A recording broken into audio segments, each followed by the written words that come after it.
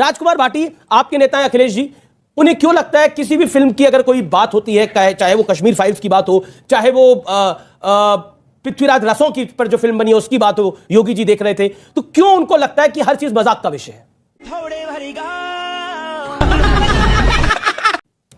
देखिए, आपने शुरुआत की कि इतिहास 2014 के बाद देश आज़ाद हुआ है और इतिहास बदला है। 2014 के बाद इतना बदला है कि पहला इतिहास क्लास में पढ़ाया जाता था, कक्षाओं में पढ़ाया जाता था, यूनिवर्सिटी में पढ़ाया जाता था, अब फिल्मों में पढ़ाया जा रहा है। पहले इतिहास इतिहासकार लिखते थे, अब नेता लिख रहे हैं। अब अमित शाह जी लिख रहे हैं, मोदी जी लिख रहे हैं, सुधांशु जी लिख रहे हैं। पहले प्रधानमंत्रियों के इंटरव्यू पत्रकार किया करते थे, अब कौन करते हैं? प्रसून जोशी करते हैं, अक्षय कुमार करते हैं। जो फिल्मों के हीरो हैं और जो कवि हैं वो जाके इंटरव्यू करते हैं। धर्म की रक्षा करने की जिम्मेदारी आप जैसे गुरुओं की थी, साधुओं की थी, संतों की थी, महात्माओं की थी। अब जो गली के टपोरी हैं उन्होंने धर्म की रक्षा का झंडा उठा रखा है। तो देश में इतना बदला है। और हम इसलिए कहना चाहते हैं, अमीश जी, कोई अनपढ़ आदमी ये कह सकता है कि पृथ्वीराज चौहान अंतिम हिंदू राजा थे, तो फिर इसका मतलब राणा सांगा हिंदू राजा नहीं थे, महाराणा प्रताप हिंदू राजा नहीं थे, शिवाजी हिंदू राजा नहीं थे, झांसी की रानी हिंदू नहीं थी। पृथ्वीराज चौहान के बाद तो हजारों हिंदू राजा हुए हैं। 1857 तक दिल्ली सल्तनत, जिसको दिल्ली की गद्दी जो कहा जाता है, उसमें आखिरी हिंदू राजा पृथ्वीराज चौहान को मोहम्मद गौरी ने भारत पर शासन नहीं किया था। भूल जाते हैं हम। ये इस तरह के तर्क केवल वही लोग दे सकते हैं जिन्होंने आरएसएस की छोटी छोटी किताबें पढ़ी हैं। जिन्होंने असली इतिहास पढ़ा है वो ये जानते हैं। एक बात और उठ रही है आजकल बड़ी तेजी के साथ, मुगलों को बहुत पढ़ाया गया है किताबों में, हमारे हिंदुओं को कोई कुछ नहीं पढ़ाया गया। भैया, कोई पढ़ा लिखा आदमी बताया क्या हिंदुओं को नहीं पढ़ाया गया? कौन से विषय में नहीं पढ़ाया गया? इतिहास में नहीं पढ़ाया गया, साहित्य में नहीं पढ़ाया गया, तो आप औरंगजेब के साथ हैं। अरे हमने तो किसके साथ हैं? देखिए, सुनिए, अभी प्रमाणित करते हैं कि क्या पढ़ाया गया। साहब, बड़े अदब से पूछता हूं। सुनिए, मेरी बात पूरी नहीं हुई, मैंने आपके बीच में नहीं। अच्छा, बोलिए। हमने भी थोड़ा बहुत पढ़ा है, ठीक। हम कोई बिना पढ़े लिखे तो आगे नहीं है। हमारे पास भी पोस्ट ग्रेजुएट डिग्री है। हमें तो किताबों में महाराणा प्रताप भी पढ़ाया गया। रणबीर चौकड़ी भर भर कर चेतक बन गया निराला था, महाराणा प्रताप के घोड़े से पड़ गया हवा का पाला था, जो तनिक भगवा से बाघिली लेकर सवार उठ जाता था, राणा की पुतली फिरी नहीं तब तक चेतक मुड़ जाता था। हमने तो ये पढ़ा है, खत्म। हमें तो शिवाजी भी पढ़ाए गए हैं, हमें तो पृथ्वीराज चौहान भी पढ़ाए गए हैं, हमें तो झांसी की रानी बुंदेले हर बोलों के मुंह हमने सुनी कहानी थी, खूब लड़ी मर्दानी वो तो झांसी वाली रानी थी। कौन कहता नहीं पढ़ाया गया? अब देश को मूर्ख बनाने की बात चल रही है अपने तरीके से। क्या गुंडा बनेगा रे तू? आपको लग रहा है कि देश मूर्ख बन रहा है? देश मूर्ख बन रहा है, देश मूर्ख। लेकिन अभी आपने उत्तर प्रदेश में समझाने की कोशिश करी थी। आपने बोला देश मूर्ख बन रहा है, ये सब लोग मूर्ख बन रहे हैं। बिल्कुल, मतलब बनाने की कोशिश है। आपने समझाने की कोशिश करी थी 2 महीने पहले चुनाव के अंदर, कोई नहीं समझा।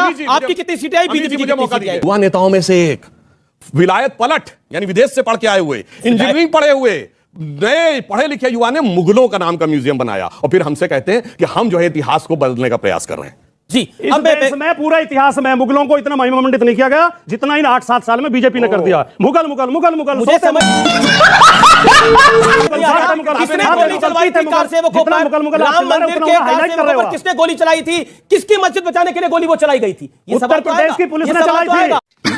सही पकड़े हैं। कौन औरंगजेब के साथ है? भारत के संविधान को बचाने के लिए चलाई थी। जी, यहाँ पर हिंदू पक्ष कह रहा है कि शिवलिंग है, कोर्ट में ये मैटर है।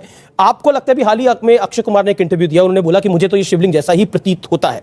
और क्या आपको लगता है कि अगर वो विषय है तो पॉलिटिकल पार्टीज को उस विषय पर अपनी राय साफ करनी चाहिए? ज्ञानवापी पर आपकी राय क्या है? ये अक्षय कुमार कौन है जिसे आप कोट कर रहे हैं? अक्षय कुमार ने कहा ये कोई विशेषज्ञ हैं, कोई इतिहासकार हैं, कोई महात्मा हैं, कोई ये अक्षय कुमार कैनेडियन हैं, कनाडा की नागरिकता उनके पास, और उन्होंने खुद मीडिया में बोला था देश के हालात खराब होंगे, मैं कनाडा जाके बस जाऊंगा, और जब फिल्मों में काम बंद कर दूंगा मैं कनाडा जाके बस जाऊंगा। वो हमारा आदर्श कैसे होगा केवल इसलिए कि उसके 2-4 ये इस तरह के लोग होते हैं बिजनेसमैन, जिसकी सरकार होगी। ये 2014 से पहले बीजेपी के समर्थक नहीं थे अक्षय कुमार, नहीं, पर मोदी जी के समर्थक के बात है। आज वो इसलिए चहेता हो गया है। कमाल क्यों? यही तो गड़बड़ करते हैं आप लोग। अगर वो पृथ्वीराज चौहान फिल्म बना रहा है तो बीजेपी का समर्थक कैसे है? अगर वो शिवलिंग को उसको शिवलिंग दिख रहा है तो बीजेपी का समर्थन कैसे है? आप क्यों मान लेते हैं जो शिवलिंग की तरफ है वो आपके विरोध में है? ये ऑटोमेटिकली आप कैसे मान लेते हैं? नहीं, कायदा तो ये कहता है कि मुझे ज्यादा बोल रहे तो आप बोलो, क्योंकि आपको सवाल पूछना है। मैं बिल्कुल अपने राम को मानता है। आप एक पूर्वज का नाम बताइए, वो खून हमारे हिंदुओं का निकलेगा। ठीक है, अब इतना आप अपनी बात। हमारे सनातन धर्म में और हमारे घर में बचपन से सिखाया जाता है कि राजा ईश्वर के समान होता है, वो सबको एक समान देखता है। राजा वो नहीं होता है जो महिलाओं का बलात्कार करे, राजा वो नहीं होता है जो हिंदुओं के मंदिर तोड़े, और राजा वो नहीं होता है जो अपने गुरु का सर काटे। और दूसरी बात भाटी जी, आपसे पूछा गया था भगवान राम के बारे में, तो मैं बताता हूं, दशरथ के पिताजी का नाम अज था, उनके पिताजी का नाम रघु था, उनके पिताजी का नाम दिलीप था, उनके पिताजी का नाम भरत था, और उनके पिताजी का नाम शंतनु था, और उनके पिताजी और उनके पिताजी का नाम इक्ष्वाकु था, जिनके नाम पे इक्ष्वाकु वंश है। राजकुमार पाटिल, देश बदल रहा है। हाँ, हमारे भाई ये देश बदल रहा है। अभी हमारे भाई ने मर्यादा पुरुषोत्तम श्री राम की 7 पीढ़ियां गिनवाई, और इस डिबेट में आज एक नया वो विषय जुड़ा है अपनी वंशावली गिनवाने का। मैं आपको अपनी 8 पीढ़ी गिनवा देता हूं।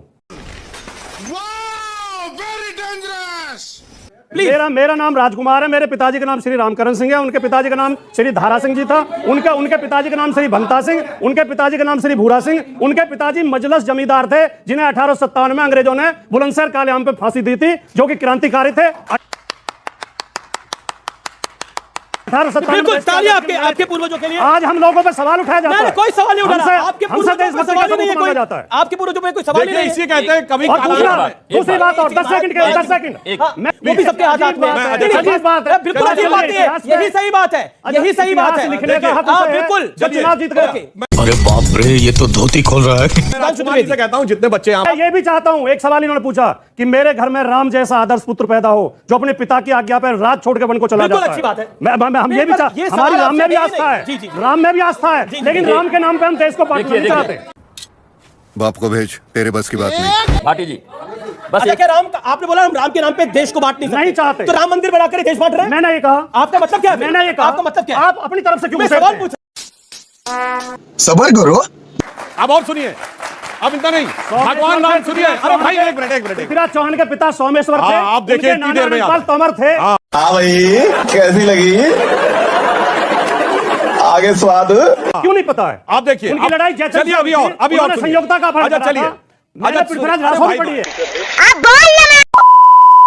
अरे भाई आपने पढ़ी है पृथ्वीराज रासो, चैप्टर में नहीं थी, मतलब सिलेबस पृथ्वीराज रासो अलग किताब है, अलग किताब है, टेक्स्ट बुक की किताब में नहीं है। अब सुनिए, पृथ्वीराज रासो अलग किताब है। अब एक चीज और अच्छा, भगवान राम के वो सच है जो आप दोनों के हैं।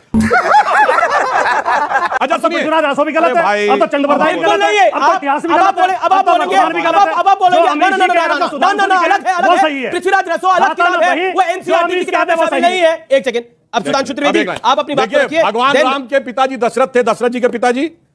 अरे मैं ये क्विज है, देखा नहीं पढ़ा है। देखो औरंगजेब के बाद शाहजहां, शाहजहां का बाद जहांगीर, जहांगीर का बाद हुमायूं, हुमायूं का बाद बाबर, सब पता है। यही तो प्रॉब्लम है, नहीं पढ़ाया गया है, इसीलिए मैंने कहा, इसलिए आप आ जाकर पॉलिटिकल बहस। अच्छा सुनिए, चलिए छोड़िए, दामोदर दास मोदी, अडवाणी जी के पिताजी का नाम क्या? अब दूसरी बात, अडवाणी जी के पिताजी का नाम बताओ भाई। चलो सब छोड़ दो, इतिहास छोड़ो, इतिहास छोड़िए। 2016 में आगरा में मुगल म्यूजियम किसने बनवाया? सुधांशु त्रिवेदी ने भैया। अखिलेश यादव ने काहे बनवाया? मुगलों को क्यों याद किया 2016 में? यही बात तो प्रॉब्लम है। तभी तो हम कहना चाहते हैं आपको मुगलों से क्यों इस बात की इतनी वो थी कि आगरा में 2016 में भारत के सबसे युवा नेताओं में से एक विलायत पलट बैठे हैं, इंक्लूडेड, और जितने वयस्क लोग बैठे हैं, राजकुमार जी, हम सब ने पढ़ा है। औरंगजेब का बाप कौन? सबको पता है ना, शाहजहां। शाहजहां का बाप कौन? जहांगीर। ये पृथ्वीराज चौहान का बाप कौन? रुको जरा।